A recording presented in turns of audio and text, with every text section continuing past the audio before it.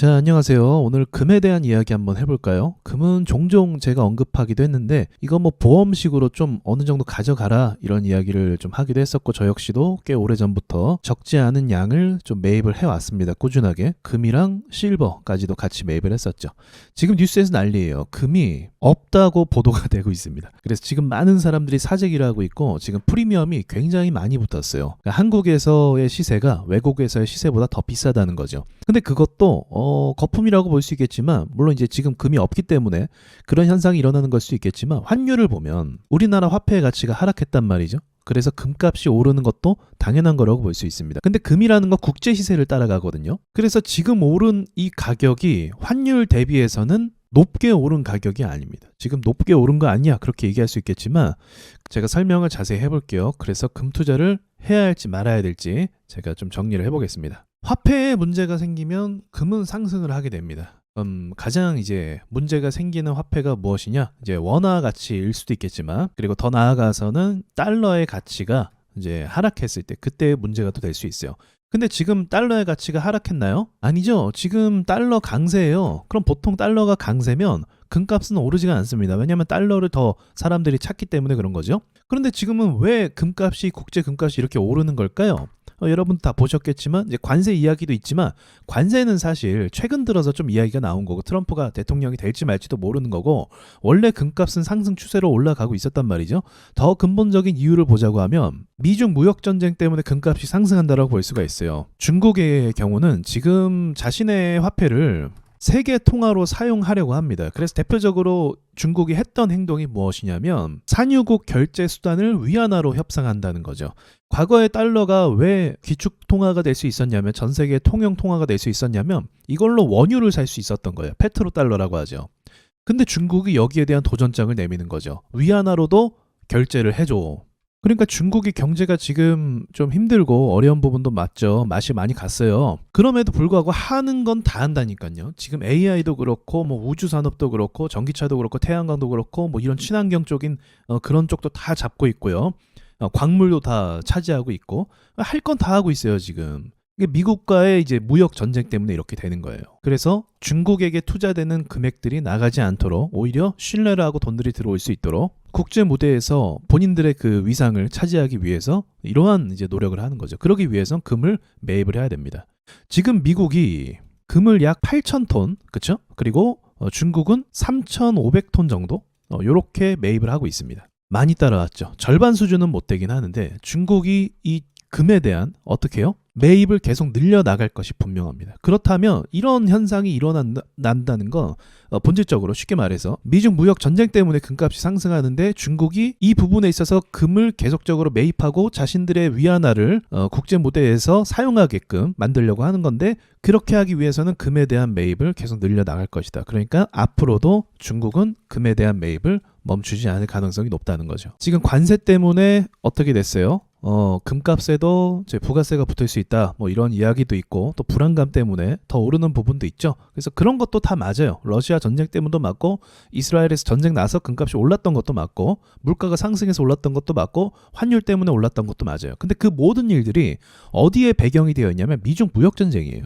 그러니까 지금 상황이 흘러가는 걸 보면 중국이 미국을 넘어설 거라는 생각은 많이 안 하지만, 실제로 수치적인 측면에서 보면 중국이 금의 매입량을 굉장히 많이 늘려서 미국에게 도전장을 내밀고 있는데, 여기에 대한 수치가 점점 늘어나고 있다는 거죠. 그러니까 수요와 공급의 법칙에 따라서 계속적인 매입을 통해서 수요를 하고 있으니까 금값이 오르고 있다, 이렇게 보시면 될 것 같아요. 자, 그러면 금을 언제까지 가지고 있을까? 저 따라서 금 산 분들도 꽤 있거든요, 사실. 언제까지 상승이 될까?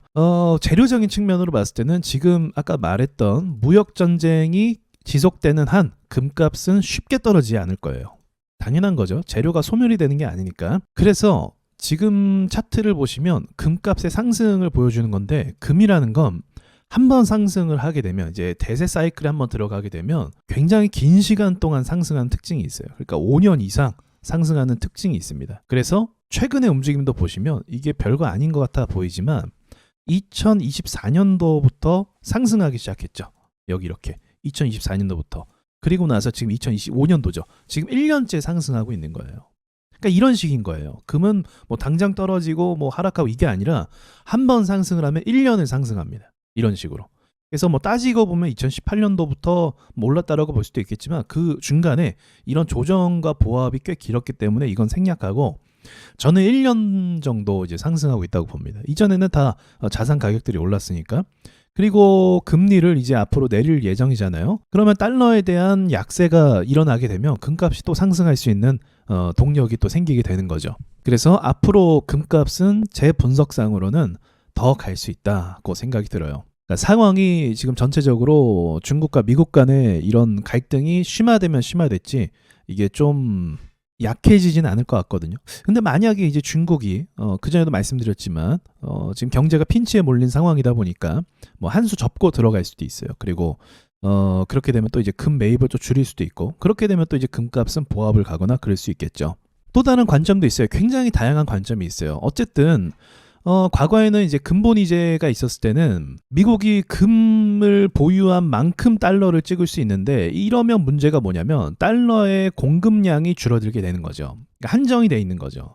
그래서 이것을 없애고 이제 달러를 무한정 찍을 수 있는 제도로 바꿔버렸습니다. 그러면 무슨 말이에요? 원래는 달러가 금에 비례해서 이렇게 가지고 있는 건데 그게 아니라 달러는 이미 보유한 금의 양을 훨씬 넘어서서 아주 어떻게 보면 뭐 어떤 사람들은 그렇게 얘기하죠. 특히 이제 로버트 키요사키 같은 분은 그렇게 이야기하죠. 달러는 뭐 쓰레기다 이런 식으로까지 얘기를 하는데 좀 과한 비판이기도 하지만 뭐 틀린 말은 아니에요. 수치적으로 봤을 때는 금 대비해서 달러 너무 많이 풀었으니까. 그러니까 자기네가 경제에 좀 어려우면 막 찍어내고 지금 재정 적자 계속 나고 있고 또 찍어내고 부채한도 협상해서 또 찍어내고 이런 식으로 하니까 금을 갖고 있는 게 무색할 정도인 거죠. 근데 그런 게 왜 가능하냐?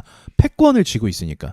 그래서 야 너네 그러면 안 되잖아 라고 얘기하면 어떻게 되는 거예요? 두들겨 맞는 거죠. 미국한테 경제 제재 당하거나 미국을 등지면 굉장한 이제 어떤 심각한 경제 위기가 발생할 수 있기 때문에 그렇게 말을 못하는 거예요. 근데 이런 것들은 결국 터질 수밖에 없는 거죠. 빚이니까요. 빚. 그래서 그 빚을 다 청산하면 진짜 뭐가 남는다? 금 하나가 남는다는 거예요. 그래서 그러한 견해로 금 가격은 계속 오를 수 있다는 것도 틀린 말은 아닙니다. 저도 그 관점으로 사실 금을 매입하기 시작한 거고 그 관점에 대한 재료가 아직 발생한 건 아니기 때문에 계속 가져가도 상관이 없는 거죠. 근데 혹시나 지금 물량 부족해서 프리미엄 붙어갖고 또 금 가격이 많이 올랐거든요. 그렇게 사지 마세요. 지금 손해고 그렇게 사면 금 공급량이 좀 안정될 때까지 기다리셨다가 사시면 됩니다. 지금 금값이 빨리 오르는 건 맞는데 이전의 흐름을 좀 보면 그렇게 막 속도감 있게 빨리 오르는 편은 아니에요. 그래서 좀 기다렸다가 공급 물량 받고 사도 시세가 비슷할 겁니다. 그러니까 괜히 요즘 이런 경우에는 또 이제 중고로 막 금을 사게 되면 가짜 금이라는 것도 있을 수도 있거든요. 조심해야 돼요. 그래서 괜히 이럴 때 또 막 붐이 일어날 때 또 사기꾼들이 많이 나타나잖아요. 그래서 그런 것도 조심하시면 좋을 것 같아요. 어쨌든 금 사이클은 쉽게 꺼지지 않는다. 그래서 조급할 필요가 없습니다. 자, 여기까지 말씀드리고 자, 금에 대한 부분 제 견해를 말씀드렸어요. 마칠게요.